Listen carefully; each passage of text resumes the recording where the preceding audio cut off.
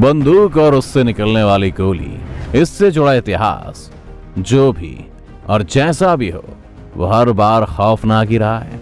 जितने भी आधुनिक युद्ध आज तक इस धरती पर हुए हैं उसमें कहीं ना कहीं ये बंदूक और उससे निकली हुई गोलियां जिम्मेदार हैं। मौत कह लें या मौत के करीब ले जाने की जिम्मेदारी लेने वाली ये गोलियां आज के टाइम में इंसानों की जिंदगी के लिए खतरा तो बनी गई हैं।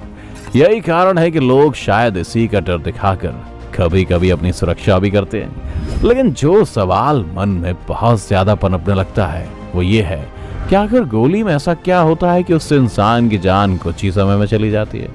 तो आइए आज के इस वीडियो में आपको तफ्तीश करके बताते हैं कि क्या कारण है कि गोली लगने से इंसान की मौत हो जाती है। साथ ही गोलियों से जुड़े कुछ अन्य जरूरी फैक्ट्स भी आपको बताएंगे, तो बने रहिए हमारे साथ इस वीडियो के अंत तक।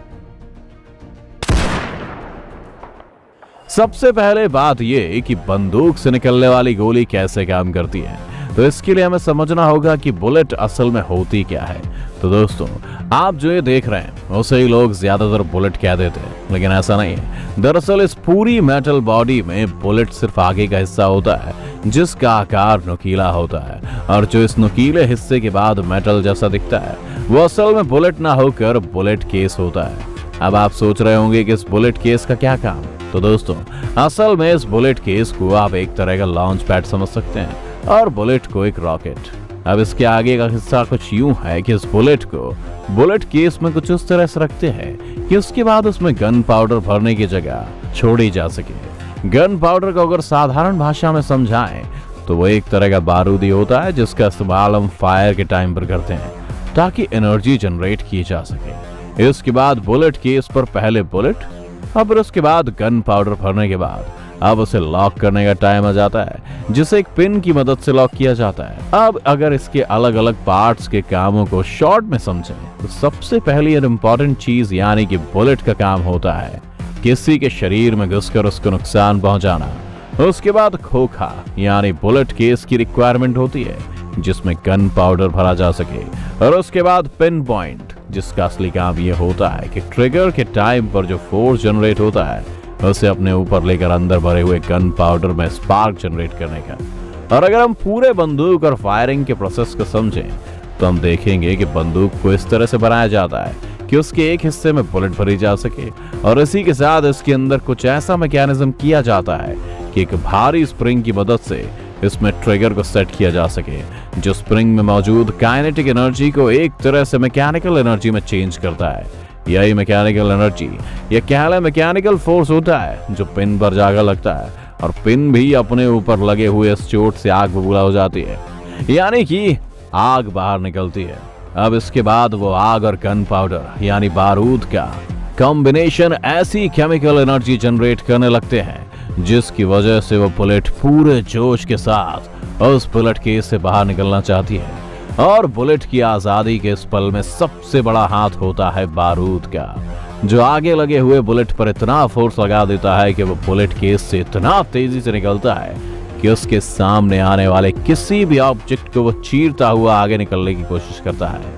और यहीं पर जब ऑब्जेक्ट को इंसान या जानवर से रिप्लेस कर देते हैं तो समझ लीजिए कि वो खुद ही यमराज बनकर उनकी मौत भी निश्चित करने की कोशिश करता है।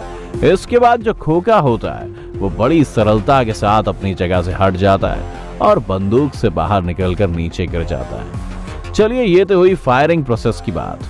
अब आपको लगे हाथ ये भी बता दें कि बंदूक की मारक क्षमता कहीं ना कहीं इस बात पर निर्भर करती है कि उसके मैकेनिज्म में जो स्प्रिंग और उसकी काइनेटिक एनर्जी है वो बिना लॉस के कितना ज्यादा मैकेनिकल फोर्स प्रोड्यूस कर सकती है ताकि पिन पॉइंट का फोर्स और गन पाउडर का ब्लास्ट दोनों बहुत ज्यादा हो।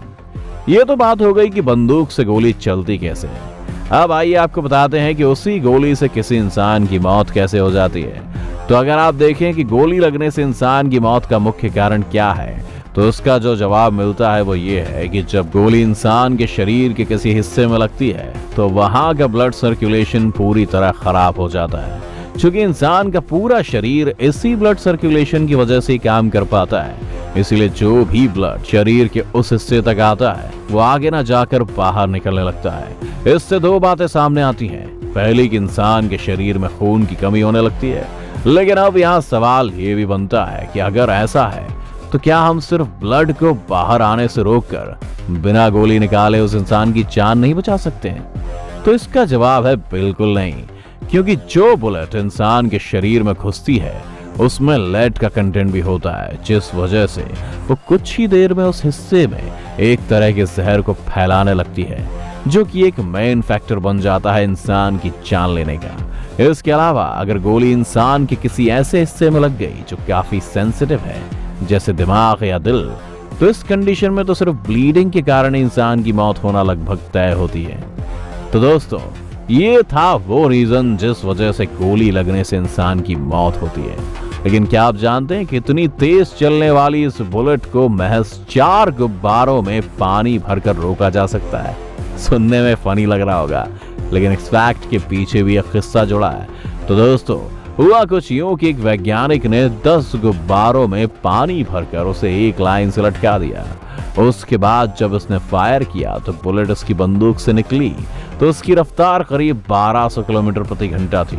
लेकिन जैसे ही वो दूसरे गुब्बारे से टकराती है उसकी स्पीड आधी हो जाती है, और उसके बाद तीसरी में उसकी आधी, और चौथे तक पहुंचने तक तो वो सिर्फ उससे टकरा ही पाती है, उसके बाहर नहीं निकल पाती।